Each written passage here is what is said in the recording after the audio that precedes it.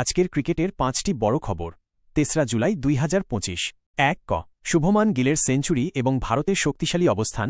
ইংল্যান্ডের বিপক্ষে দ্বিতীয় টেস্ট ম্যাচের প্রথম দিনে অধিনায়ক শুভমান গিলের দুর্দান্ত সেঞ্চুরি ভারতকে শক্তিশালী অবস্থানে নিয়ে এসেছে। প্রথম দিনের খেলা শেষে ভারত ৫ উইকেট হারিয়ে ৩১০ রান করেছে, যেখানে গিল ১১৪ এবং রবীন্দ্র জাদেজা ৪১ ক্রিজে ছিলেন।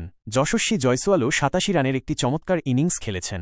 ২ বৈভব সূর্যবংশীর বিস্ফোরক পারফরম্যান্স।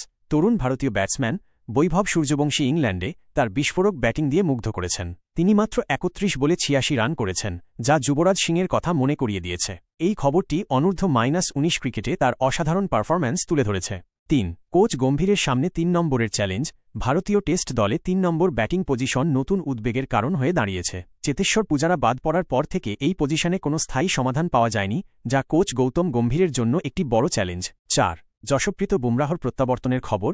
ভারতীয় অধিনায়ক শুভমান গিল নিশ্চিত করেছেন যে ফাস্ট বোলার যশপ্রীত বুমরাহ ইংল্যান্ডের বিপক্ষে লর্ডসে অনুষ্ঠিতব্য তৃতীয় টেস্ট ম্যাচে দলের একাদশে ফিরবেন, যা ভারতীয় বোলিং আক্রমণের জন্য একটি সুসংবাদ।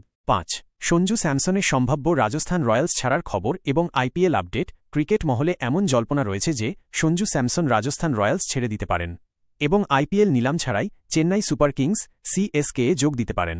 এছাড়াও তামিলনাড়ু প্রিমিয়ার লিগে টিএনপিএল রবিচন্দ্রন অশ্বিন ব্যাট ও বল উভয় দিয়েই দারুণ পারফর্ম করেছেন।